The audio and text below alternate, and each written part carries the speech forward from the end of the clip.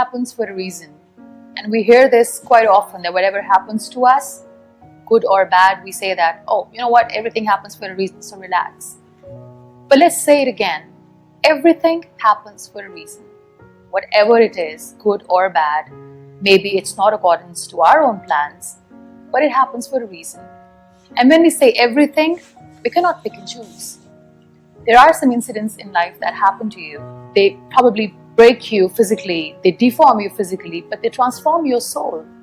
And all that happens because God wants you to become the best version of you. Incidents happen because life happens. But sometimes we are too busy expecting all the ease and comfort from life.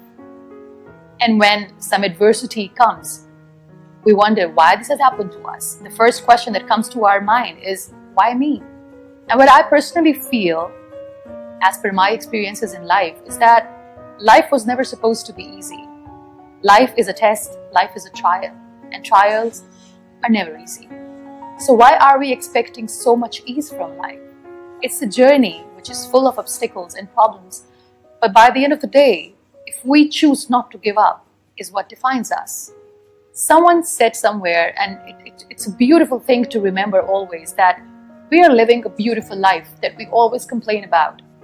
But someone somewhere in a hospital bed is dreaming to live a life that we are complaining about.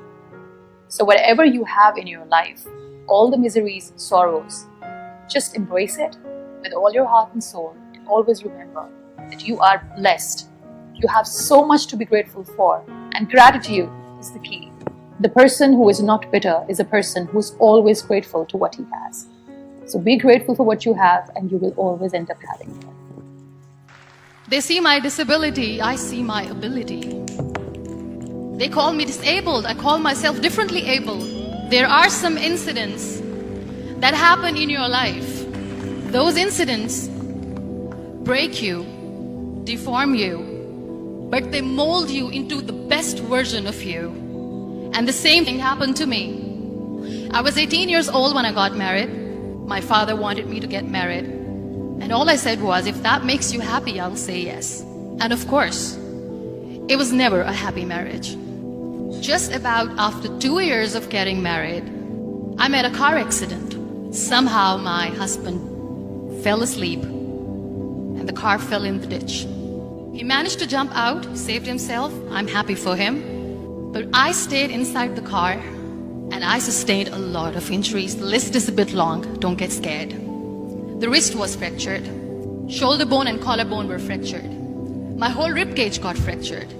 And because of the rib cage injury, lungs and liver were badly injured. I couldn't breathe. I lost urinary bowel control. That's why I have to wear the bag wherever I go. 3 vertebrae of my backbone were completely crushed. And I got paralyzed for the rest of my life. I finally ended up in a hospital where I stayed for 2.5 months. I underwent multiple surgeries. One day, doctor came to me and he said, well, I heard that you wanted to be an artist, but you ended up being a housewife. I have a bad news for you. You won't be able to paint again because your wrist and your arm are so deformed, you won't be able to hold a pen again.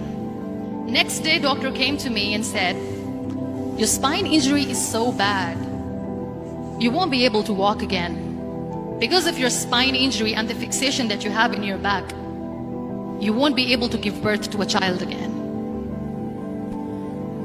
That day, I was devastated. I asked my mother, why me? And that is where I started to question my existence. Why am I even alive? And that is where I realized that the words have the power to heal the soul. My mother said to me, this too shall pass. God has a greater plan for you. I don't know what it is, but He surely has. And in all that distress and grief, somehow or the other, those words were so magical that they kept me going. One day I asked my brothers, I know I have a deformed hand, but I'm tired of looking at these white walls in the hospital and wearing these white scrubs. I'm getting tired of this. I want to add more colors to my life. I want to do something. Bring me some colors. Bring me some small canvas. I want to paint. So the very first painting I made was on my deathbed where I painted for the very first time. It was not just an art piece or just my passion. It was my therapy. And then I was discharged and I went back home. And I went back home and I realized that I have developed a lot of pressure ulcers on my back and on my hip bone. I was unable to sit. There were a lot of infections in my body, a lot of allergies. So doctors wanted me to lie down on the bed straight for not 6 months, for not 1 year, for 2 years. I was bedridden, confined in that one room, looking outside the window, listening to the birds chirping, and thinking maybe there will be a time when we'll be going out with the family and enjoying the nature. That was the time where I realized how lucky people are.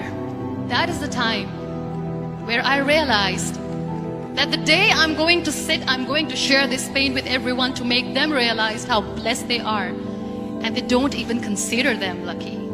That day I decided that I'm going to fight my fears. We all have fears. Fear of unknown, fear of losing people, fear of losing health, money. We want to excel in career, we want to become famous, we want to get money. We are scared all the time. So I wrote down one by one all those fears. And I decided that I'm going to overcome these fears one at a time. You know what was my biggest fear? Divorce. I was trying to cling on to this person who didn't want me anymore, but I said no. I have to make it work. But the day I decided that this is nothing but my fear, I liberated myself by setting him free.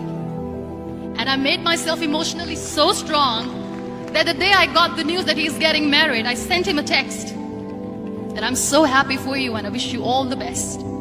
And he knows that I pray for him today. Number 2 was, I won't be able to be a mother again. And that was quite devastating for me. But then I realized there are so many children in the world, all they want is acceptance. So there is no point of crying, just go and adopt one. And that's what I did. People think that they will not be accepted by the people because we, in the world of perfect people, are imperfects. So I decided that instead of starting an NGO for disability awareness, which I know will not help anyone, I started to appear more in public. I started to paint. I decided that I'm going to join the national TV of Pakistan as an anchor person. And I've been doing a lot of shows for the last 3 years. I became the National Goodwill Ambassador for UN Women Pakistan, and now I speak for the rights of women, children. We talk about inclusion, diversity, gender equality, which is a must. Every time I go in public, I always smile. It's always a big toothy smile on my face, and people ask me, don't you get tired of smiling all the time? What's the secret? I always say one thing, that I have stopped worrying about the things that I have lost, the people that I have lost. Things and people who were meant to be with me are with me.